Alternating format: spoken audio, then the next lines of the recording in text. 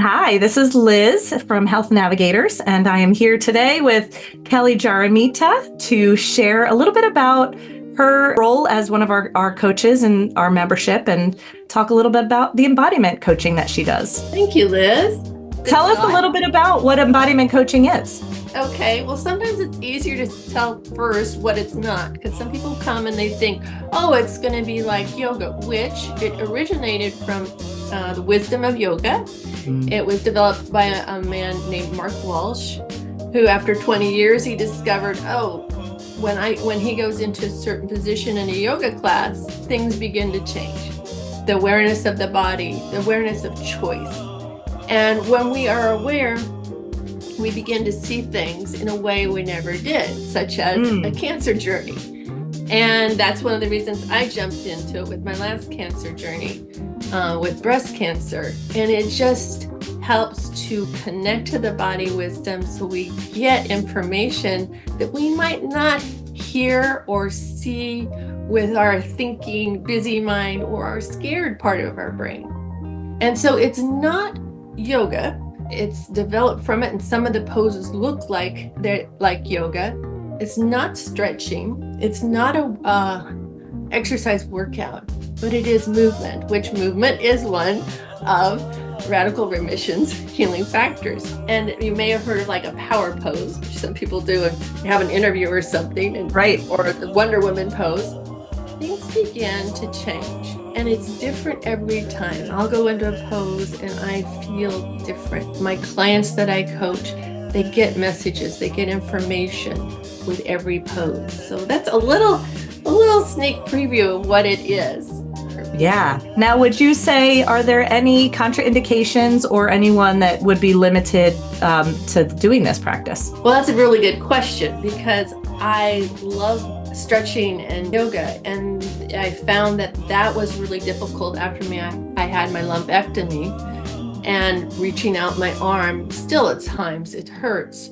And so what we do in a group setting, which we do for Health Navigators, is I ask people to really be aware of where their body wants to go versus, okay, you have to put your arm all the way out in this warrior position. What does your body tell you to do? So it really awakens that. I don't know if you've ever been in an exercise class and they say, well, don't do this to this limit, it hurts you, but you've already gone to that limit or beyond. Right. Yeah. Sounds very intuitive.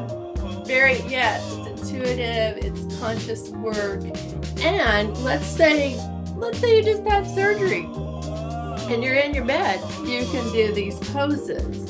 And I do that, and when I wake up in the morning or when I go to bed, I'll do a self-care or self-love pose, and I can wrap myself and hug myself, or I can imagine it. So imagery is also a part of this, or what we call a micro version of a pose. We'll do a full pose, and then I go, how can you make this smaller when you're going in public, when you're standing in the grocery store line, when you're in a doctor's office? So in a waiting room, when I'm in a visit, I envision a pose that will comfort me, such as the self-love pose.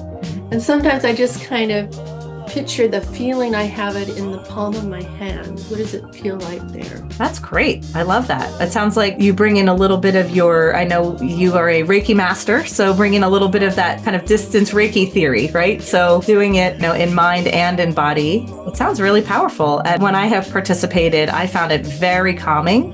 I don't know if that's the general vibe of how people feel coming out of something like this, but I found it very calming, very soothing, and a great tool. Like, it's a really good place to come learn, like you said, these tools that you can then bring into situations throughout your day and utilize them even with no one knowing. Yeah, and that's probably why they call it Embodied Toolkit. It is a tool.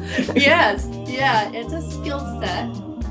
And you're correct. I do tend to see people settling, so centering, grounding. That's very calming for the nervous system and very empowering.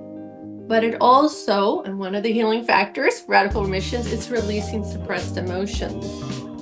Not in a way that is just like full blown and everything's coming out at once, but in this very gentle way, so that, I don't know if you've ever been like, something comes up and you don't want to cry in public and you're holding it back, but you need to get it out. And so with these poses, you have a sense of, I don't want to use the word control, but some mastery to allow things to move in a pace that you can manage it. I love that. So tears do flow if that's what your body's wanting to do, and really loving your body that it can express itself too. Yeah, so many great healing factors weaved into this. And I know that's one of the reasons why you wanted to bring it to our members. So I love it. You want to share a little bit about what brought you to becoming an embodiment coach? Well, it's like one of those things, I just happened to see it on social media. I was like, and I was already signed up to go to become a yoga teacher trainer. And I go, no. And I just knew I needed to do this first. Well, lo and behold, I didn't know I had breast cancer at the same time. Wow. And what an amazing tool. So I took the embodiment coaching program first from Unlimited Embodiment and really tapped into the awareness, that innate intelligence of our body. Our body is not just a taxi, walking our brain around. It's so much more to offer us. And then in that, we touched on the embodiment toolkit poses. And so by the time I had surgery on my breast to remove a tumor, which was found to have no cancer by then. Amazing. I was already starting to practice the poses. And my recovery was a bit rough from the anesthesia, actually, instead of the surgery. And it really helped center me, especially that first night after surgery when I just like, I don't know where I'm going. Right. Yeah. Loopy. Yeah. And also adding things like putting my feet, I had a little container of sand from the ocean and grounding myself in the good evening. idea. Yeah. There's so much you can add to it. Yeah. But I just show just the classic poses and then invite the participants to just play with it, the freedom of it. I love that. Awesome.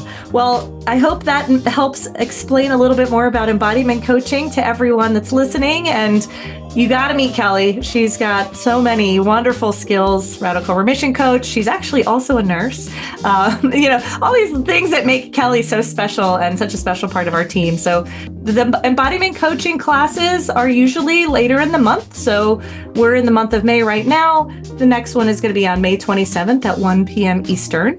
So come on over and hit the registration button and set up some time to learn some embodiment coaching with Kelly. Thanks for coming on for me. Oh, thank you so much. All right. So if you want more good info, you want to keep following Liz and I, just click on the link down below.